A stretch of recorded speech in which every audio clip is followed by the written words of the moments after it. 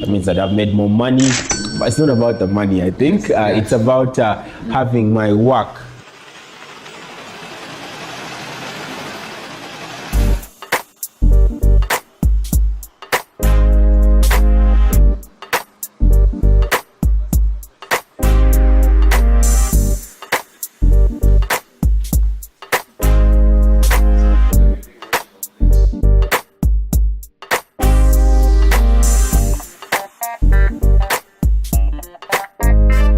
Welcome to another episode of Tellastory Conversations, and I'm here with our guest, Joel Basoga. Hi, Joel. Hi. Thank you for inviting me to the show. So, Joel, tell us about yourself. I'm an advocate. I practice law with a law firm in Kampala. Yes. But I think more importantly, I'm a writer. I'm a poet, so I write poems more occasionally than anything else, but also I run a blog, and I've appeared on the guest column for the Daily Monitor for the past 2 years. Where do you draw your inspiration from when you write? Inspiration, I could say most of the time it comes from the set of circumstances that I find myself in. It could be, for example, the last blog I wrote about was writing about a wedding meeting I attended here in Kampala. The whole event was interesting. I get there, people are welcoming you, they're asking you to contribute money to a particular envelope. The whole experience, how actually it's very, very deep fundraising. So I thought maybe this is something I should write about. So I picked from the circumstances in which I was to be able to write something and then share it out. And the responses I got were actually very many. But also, I think more importantly, there are more ideological reasons as to why I write, or a basis in terms of an ideology. I write about social justice, what's happening in the community. Is it fair? Is it just? But also my beliefs. I'm a Christian, so I've written a number of poems about my faith, mentioning Jesus Christ and his role in this world. So there are a number of things, but in terms of inspiration, of course, I've looked at a number of works by different people. Most importantly for me is Doris Kearns Goodwin. She's written a biography about Abraham Lincoln, Teams of Rivals. Maybe people know the movie that was shot by Steven Spielberg, Abraham Lincoln, but it was based on the book written by her. I thought that her recollection of the events where Abraham Lincoln was president was very, very vivid, and it led me to appreciate the whole concept of documenting things. If I, as a lawyer, every day I go to work, at the end of the day, I take down 20 minutes and say how my day was, what did I think about, how did I react to this. The benefit of that information could be used at some time to write my biography, and then it could help the society learn more from it. So it's a conglomerate of really all of these things. It could be the circumstances I'm in, my ideological inclinations, but then also some of the works that I have read that have really inspired me. True, and maybe just going with that angle of documenting your work, there's an entrepreneur I follow online called Gary Vaynerchuk, and he keeps saying document, don't create, as maybe a basis for creating content, which I really like. Like you've talked about documenting, writing down something small. I'd say with documentation, it doesn't always have to be perfect there and then. You can always jot down something now and then turn it into something better in the future that you can use for whatever purpose. But also, like you've said, documenting is good because maybe at the end of your life or years back, you're able to look back on some of these things, which actually, documenting could even be a bit like journaling. Yeah. For people who have a regular journaling habit, a lot of times you look back at some of the things you wrote 1 month ago, 1 year ago, and you're like, wow, I've actually progressed or grown from this situation. Yeah, and I read a book, Hillary Clinton's bio. She was describing her time when she was growing up, and I felt it was vivid, her capturing the state of her grandmother, how she was so so engaged and swallowed up in the soap opera world, and yet it accurately reflects what's going on here. People, we want to stay so much on TV and are not actually engaged with real life friends. So I think documenting and also writing about what you go through in a day life, also from an observationist point of view, is very, very important, because it can help us understand what's going on and also help us maybe be able to predict patterns. Sure. Yeah. And have there been times when you felt like giving up on being a writer or writing? Definitely. Definitely. I'd be lying if I'd say no, like I write every day, I do this. No, to be a lie. There have been a number of occasions. But firstly, I've been working on something, as I might have shared with you earlier. I'm writing a biography of someone who I look up to, and I put the project on hold for like a year, because I'd go for an interview. The person is telling me stories that are unrelated to what the picture I have of the book. So it's frustrating, because I've chased the appointment for about 2 months. I meet the person, they are telling me other things, and so I'm now trying to think, how do I fix this in the plot? How do I fix this in the bigger picture? So in that context, I've really been having what they call a writer's block, but also the other perspective to it is I've been able to be able to keep track of my writing. I've had a challenge because of the nature of work. Sometimes I have a job, I have to advise my clients, and the nature of my work as a lawyer requires reading. It requires reading, first of all, interpreting, and then writing again to your client, and then trying to assure them this is the best alternative available, it's the other. So sometimes, because of the nature of my work, I'm unable to keep on writing, let's say on a daily or weekly basis, because if I get home on Saturday is the day I'm supposed to have some passive leisure, then I have to read and think, and then maybe process. My mind is going through the same thing that I've gone through the week. So that's been a little bit of the challenge. What steps have you taken to deal with those challenges? To do that, the first, I had spoken to you earlier, and I expressed an interest in getting into the storytelling class that you're going to be running, because I feel maybe I need to have an understanding of the character I'm writing about. What were his virtues, and then mapping out who do I need to interview. And you had shared that if I'm able to have a clearer, bigger picture, then I can be able to be more particular as I zero down on who to approach. So I'm definitely trying to do that. Taking up your classes is going to really help me with that. But also I'm looking at what I've tried to do over time is put aside at least each month, put aside at least 5 hours where I sit back and try and write something about what has been going on. It could be my week, it could be what has been going on in the country or on the African continent, then try and write something. By doing that, I'm trying to develop the skill of writing. What I thought that could be more practical is writing about things that maybe are more, let's say, sci-fi or fantasy, because what I deal with every day are real life situations. So if I start writing that, my mind may not be as at a creative level, because I deal with that on a daily. For me, when it comes to my own writing, something I've been trying to do, because a lot of times I usually try to take at least an hour every day for writing. Sometimes it's only 5 minutes I can get, sometimes it's 10 minutes, sometimes 15 minutes, sometimes 30 minutes. But like you said, there are times you try and take 5 hours off. I feel that's something I need to do, because a lot of times when I approach my writing, it's always, should I say, pressurized or highly focused in my mind.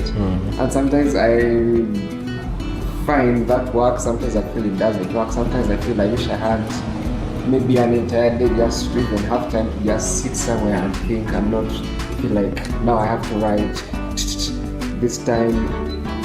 By this time I need to be moving on to something else. I'm a kind of person who uses alarm clocks a lot of time, and I feel I need more of those moments. And I'm even thinking of beginning to take writing retreats.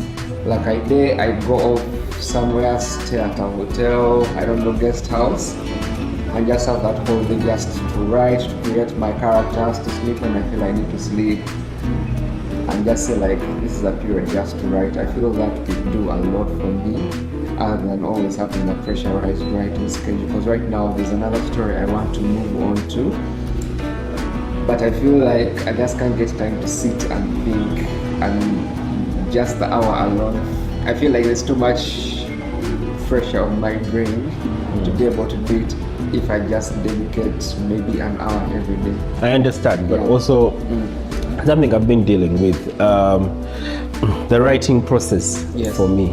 I have to generate an initial draft, which is coming. Then from at that point, it's usually really long. You write something long. You're still trying to figure out what areas. So I do an initial draft, then trim it down 3 times, and after that I have to send it to some of my friends who usually review my work before I do it.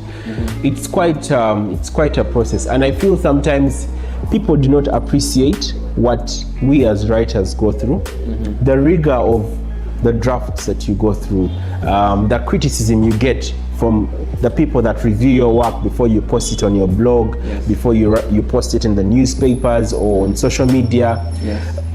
People do not appreciate that a lot, because someone can read only the introduction of your work and then leave the rest and then criticize you on the basis of that. But so it's something maybe I felt maybe I should mention, because you were mentioning something about pressurized work for writers. How do you respond when someone gives you a critique of your work that you don't like?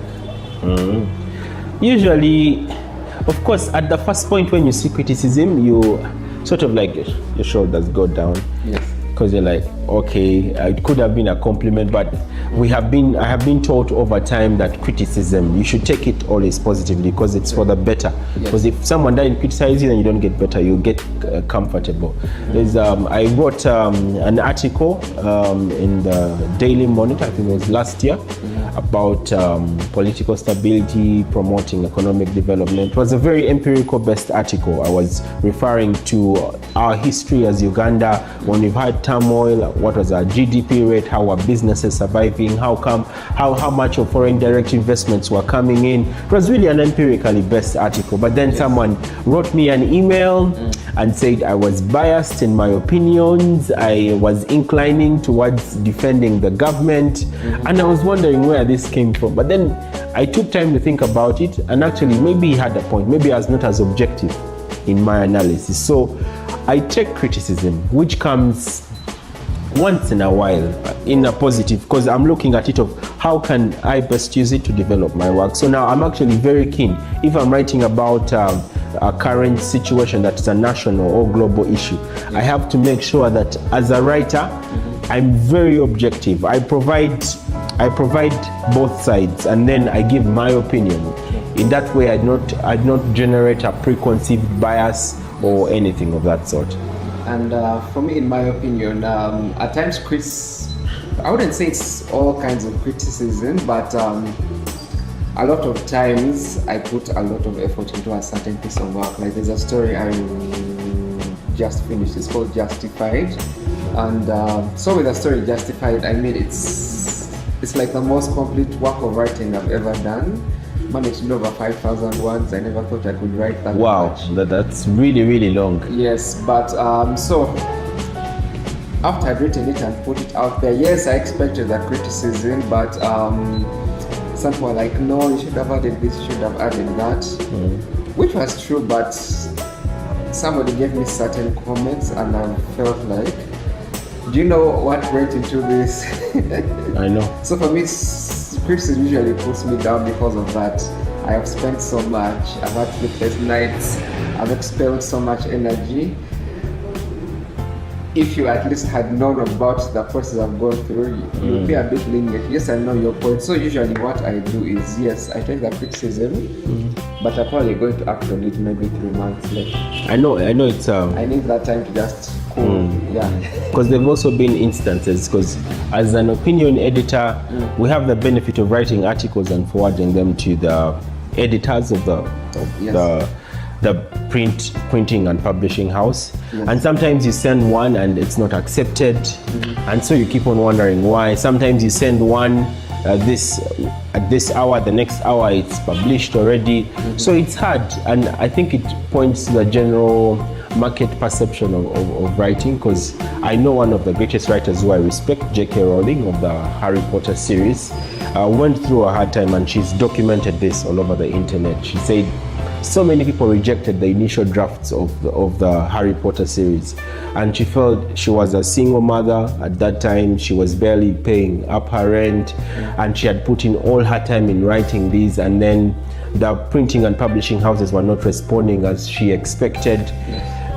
It's not like a clear path for us as writers. I think the point to take home is more of perseverance, because now she's a global phenomenon. When we were growing up, all we knew as children was the Harry Potter, but it's because it's only in the benefit of time that I actually read her story, I understand what she has gone through. So Joe, what are some places where your work has been published?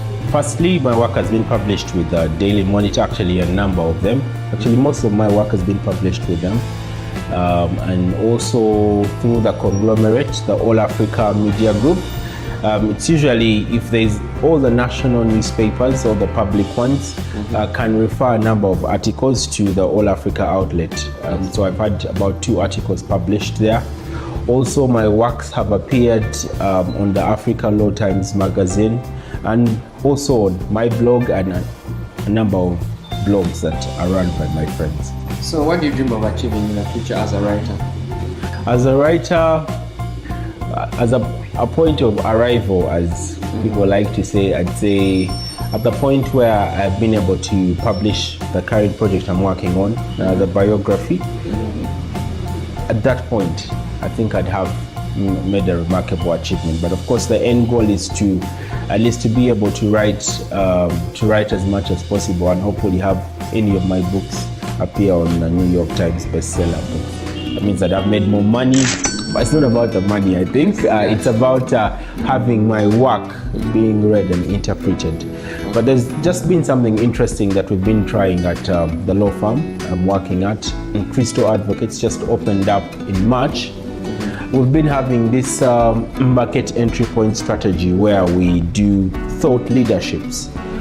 Thought leadership is like, if there's an area that people have been having issues with, let's say it's in your VAT, value added tax issues, or it could be in the energy, oil and gas infrastructure. You don't know how the projects or how money is going to be coming in. We sit down and then write just about 3 to 4 pages of something, explaining it to the audience. How does it work? What can you do? How do lawyers help you this out? What can you do on your own? So the thought leadership has actually helped us in terms of visibility, because now somebody is actually able to know that that law firm is there. If I have a VAT issue, I can run to the law firm. If I have a taxation issue, it could be a double tax issue. I pay taxes in Mauritius. Do I have to pay them in Uganda?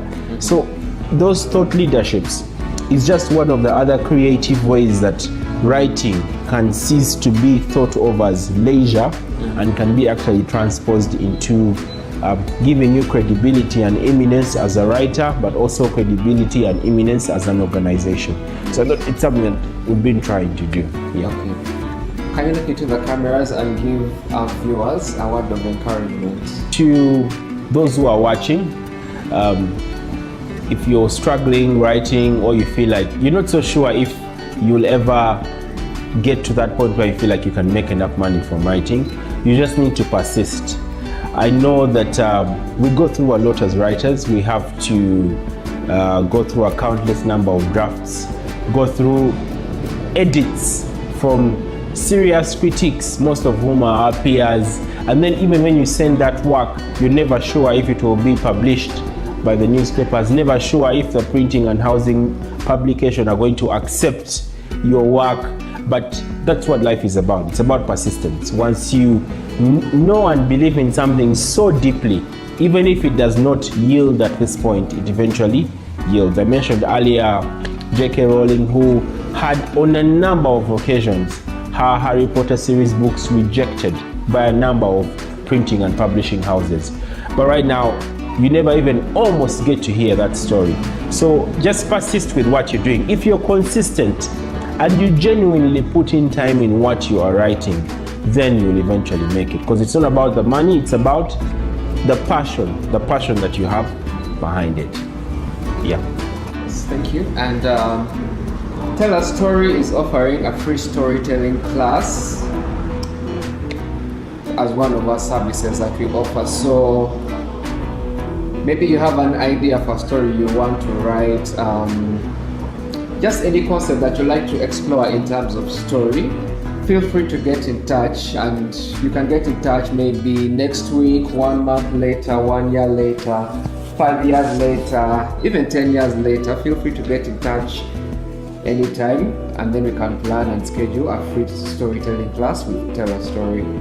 And then another thing, in the show notes for this episode is a character development questionnaire. Character is probably the most important aspect of storytelling, so feel free to download that Microsoft Word document and then begin to use that to answer questions for the characters you hope to develop. Thank you, Joel, for being here today. I am equally humbled that you thought me a worthy candidate to be here.